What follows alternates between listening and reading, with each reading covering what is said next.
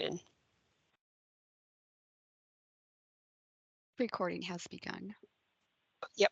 Okay, thank you. Welcome to the September meeting of the Washington State Human Rights Commission. I'm Chair Deborah Cook. We'll do a roll call in just a moment, but I actually want to introduce a new staff person who is the new commission clerk who will be working with us, among other things, and have her just introduce herself briefly. And I'm very impressed so far. Allison Riffer is our new commission clerk. And Allison, you want to just share a little bit about your background and then we'll get started. Yes, no, thank you for that, Chair Cook. For the record, Allison Riffer, Commission Clerk. I have been with the Commission since the 1st of this month. Prior to coming on board here, I was with the Senate providing nonpartisan administrative support to the Senate standing committees and various legislative task forces. I've been in that arena since 2015. I'm so excited to bring those skills and background to the work we're doing here. Before joining state service, I had an extensive career in the nonprofit sector, but really, really excited to be on board with the commission and moving forward. Excellent. Well, we're happy to have you, and this is very exciting, and so far so good. So I hope you'll enjoy working with the commission and have a good experience and learn a lot and teach us a lot, and should be good. All right. So let's begin then with the roll call. Yes, thank you. Calling roll, Commissioner Chair Deborah Cook. Present. Commissioner Guadalupe Gamboa. Oh, was here. And I'm readmitting him now. One moment. Okay, yeah. For the record, Commissioner Guadalupe Gamboa. Present. Thank you, sir. Commissioner Hontron. Present. Commissioner Jeff Spey. Good morning, present. Interim Executive Director Cheryl Strobert. Present. Assistant Attorney General Kristen Lamson. Present. And anyone else on the call can take themselves off mute and identify themselves. Celine Garcia, Jerry Lee, Operations Manager, Human Rights Commission. Celine Garcia, Customer Service Specialist.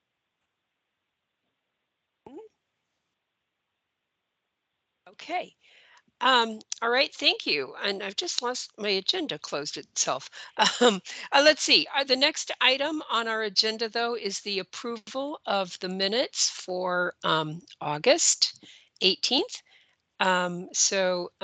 Is there any discussion of the minutes?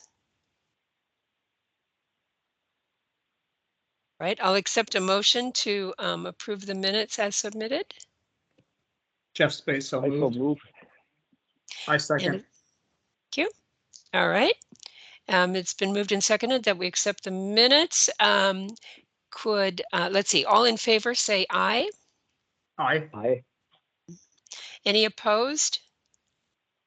All right, thank you. Still not seeing my, let's see, are we at the executive director reporting? I'm not, because I'm not seeing my agenda just closed. I mean, I'm trying to get it back. That's where we're going to go. Yeah. I think the next matter is for the case closures. Oh, excuse me. All right. Thank you. Yeah, I'm going to get my agenda back here while we're working on this. It left. Sure. And it's been the next matter after the minutes for 1,000 years. So why I don't know that is beyond me. All right. So we have the case closures for the month. I think the technically correct way to do this is to take a motion to accept the closures and then ask for discussion. So is there a motion to accept the case closures? Jeff Spey, so moved. And a second? Lupe Gamboa, second. Thank you so much. All right. Is there any discussion related to the case closures?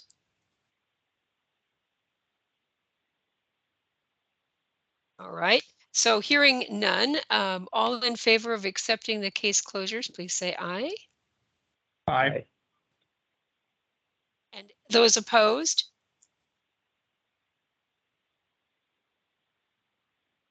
All right. So it looks like that is resolved. I'm sorry, any opposed? Very good. All right. Now we are to the executive director reporting. So if you'd like to talk to us about what's happening, Cheryl. Absolutely. And thank you all for coming today, and apologies for all of the emails that were sent with cases for closure for today. We were able to make our EEOC contract. I'm glad to say employment investigators did a great job in submitting over 50 cases this month to close, to fulfill our 324 case closure number for the contract. So sincere thanks to all staff who worked on that. Also, because it's the end of the fiscal year, we were asked to prepare an engagement proposal for EEOC, whereby we would do a joint outreach activity sometime during the year. And so I did prepare one, and what that particular proposal that I submitted includes is identification of potential stereotypical and discriminatory practices that the LGBTQ plus community, faces when seeking employment. And once they are employed, what, barriers do they see, once landing that desired job? And so that was submitted to the EEOC. I do expect that they will approve that, and then we will get together and figure out what activities, whether it's listening sessions, whether it's contacting community groups and, doing different types of things. We'll figure out just what to do with that, but I think that'll be a great thing that we'll be doing. Excuse me. Then I have submitted or to Department of DES, who will submit to OFM decision packages. And I had mentioned this previously, and they were submitted for additional staffing for the agency, which we need in a great way, for a new database, as we've been trying to do that for some years, for additional staffing for public records, since we've seen an increase in those areas, and for additional AG funding, since we've also seen an increase in litigation involving cases that are reasonable cause. So those are, and actually there is also one more, retirement. It's one that's required if a person or persons are retiring, that a decision package be prepared for that, so that there is sufficient money to, buy out leave and so forth. But I want to thank DES, in particular Diane Llewellyn, for her assistance in getting those things together. We're still working on a couple of loose ends, but we'll be getting that together.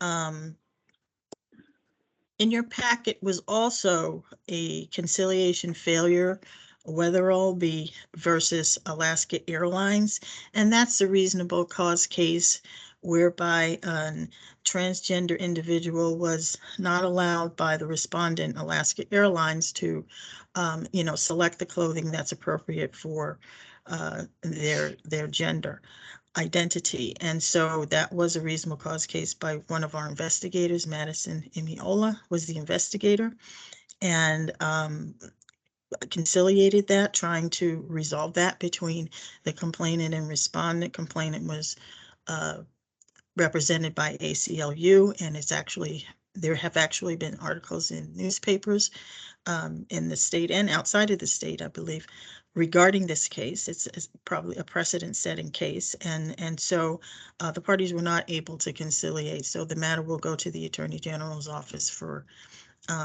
litigation. Also, Laura Lindstrand has left Washington State Human Rights Commission and has taken another position at the Department of Youth and Children's Services. We did have an all staff to wish her well, in her new job. That was effective. Her resignation was effective, I believe it was last Friday. And then for the another piece of news here, in your packet was also performance assessment review. And that I had mentioned previously is a annual review that we receive from HUD. And what they do is review our performance for the past year.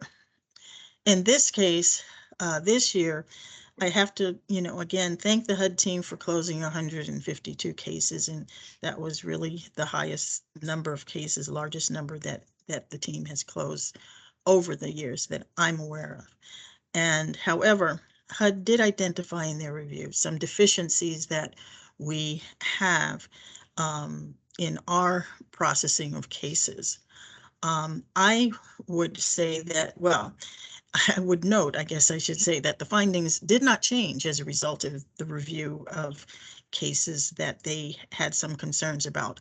They identified technical deficiencies that were associated with about 10 cases. So I think 10 cases out of 142 is not,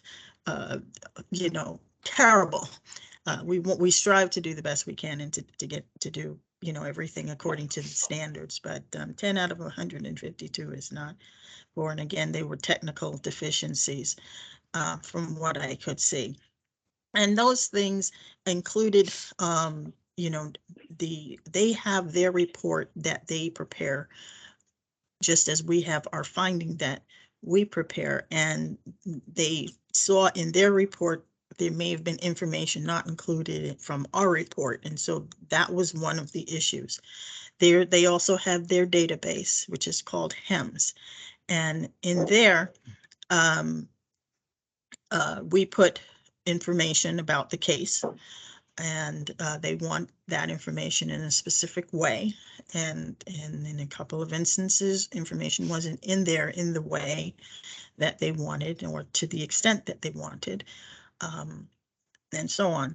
Another area that they identified was the use of administrative closures such as private settlements, failure to locate, and so on. And so in there were cases that the parties, the complainant, the respondent, was able to settle it before we were able to put our hands on it. Mhm. And we thought that was a good thing, but they still want us to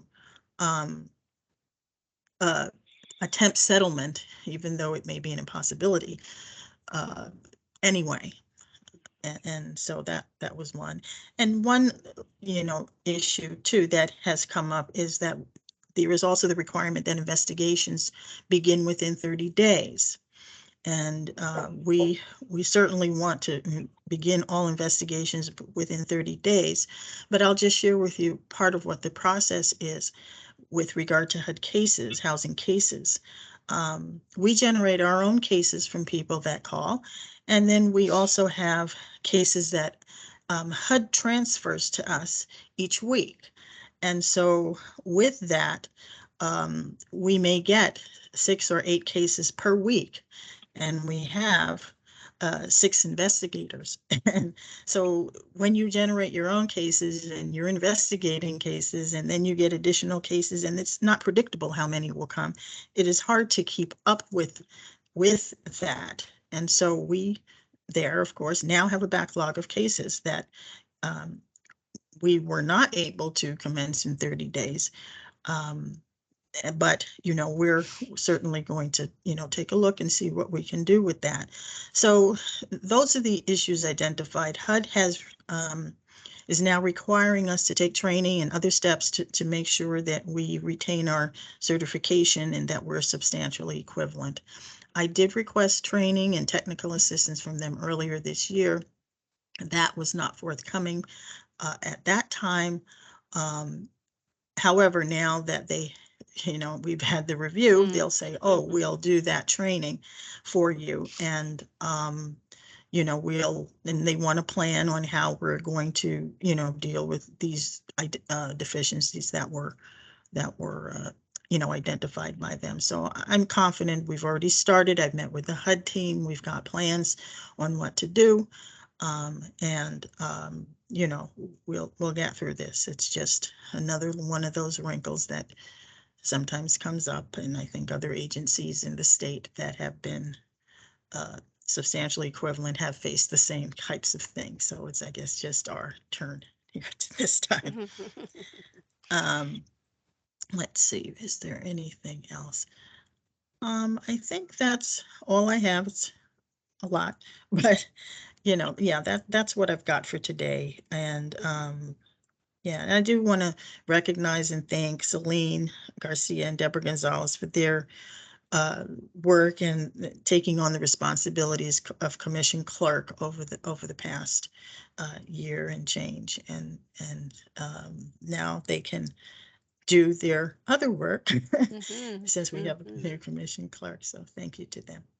Yeah, absolutely. Yeah, they've both been really invaluable and responsive, and I should appreciate it. And I know everybody's a little overworked and underloved. So, are there questions for Cheryl?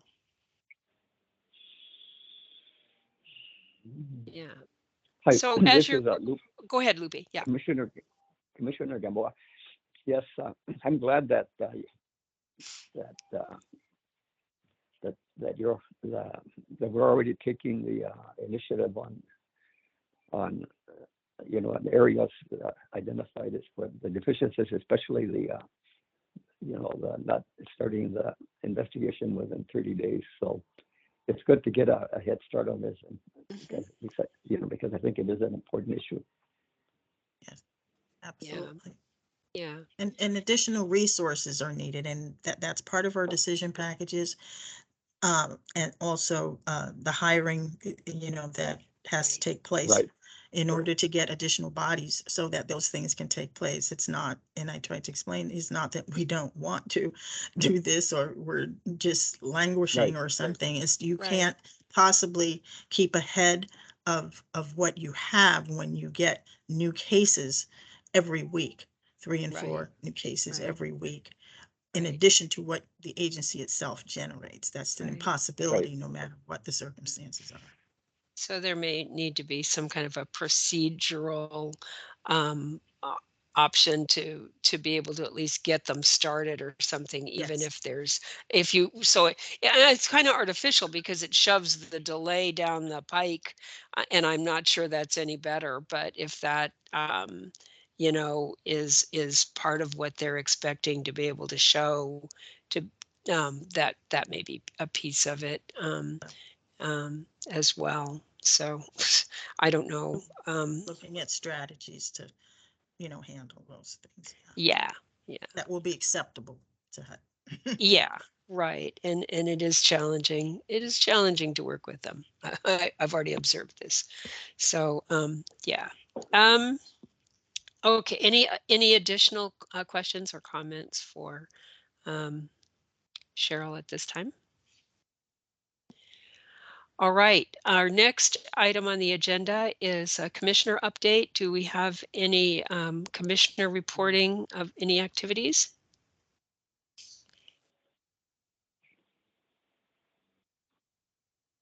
All right. We have to figure out as a commission sometime, and there's no point to do this until we get squared away with our new executive director, whenever we do, and all those things. But I think we have not had a commission, a sort of strategic plan involving commissioners in some time, and part of that has been the pandemic and the imminent retiring of our previous director and the short-term time of our current director, and so many things that we can list off. Many changes in the commission, and so we've just had a lot of transition that's gone on over the last couple of years.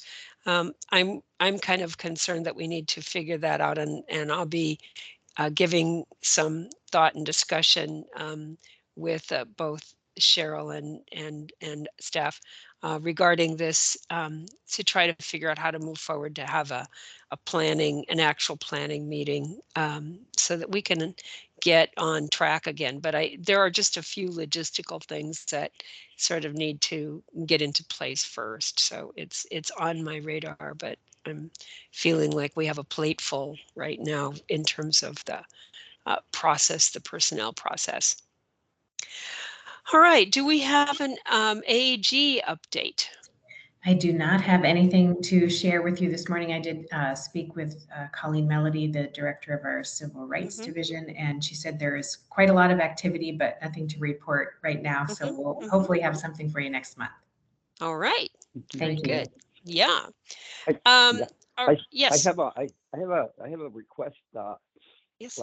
Last meeting when we were talking about the work of the AG, Colleen mentioned a major case that they filed in Sunnyside against Ostrom mushrooms, and I would like to have a copy of the complaint and a press release that she said she would send me. I don't think I've received it yet. Oh, okay. I will follow up on that and get it out to all the commissioners and Cheryl. Okay, thank you. Yep. Yeah, excellent. Yeah, that's right. We haven't seen that. Okay. Anything else? Any other questions for Kristen? Great. Do we have any public comment today? Right, hearing none, then the commission is going to, we're moving right along today. We're going to, the commission is now going to move into executive session. We're going to continue our discussion of candidates for the executive director position. And this is pursuant to RCW 4230 110 1G. And we expect to be in executive session a pretty short amount of time. It is can't see my watch. It's 9:54 right now. I suspect we will be able to return from executive session at approximately 10:05. We're going to stay right here. So I'm just going to ask that those of you who are not part of the executive session will leave. And if you do want to rejoin us to hear the outcome of the executive session at around 10:05, that will be what we'll do. But I don't think it's going to take us very long to meet. I hope. So let's just pause for a moment while we have anyone who is not part of the executive session to leave. And Cheryl should stay, and fine to have Attorney Lamson stay as well, just so we're covered by that, and the commissioners.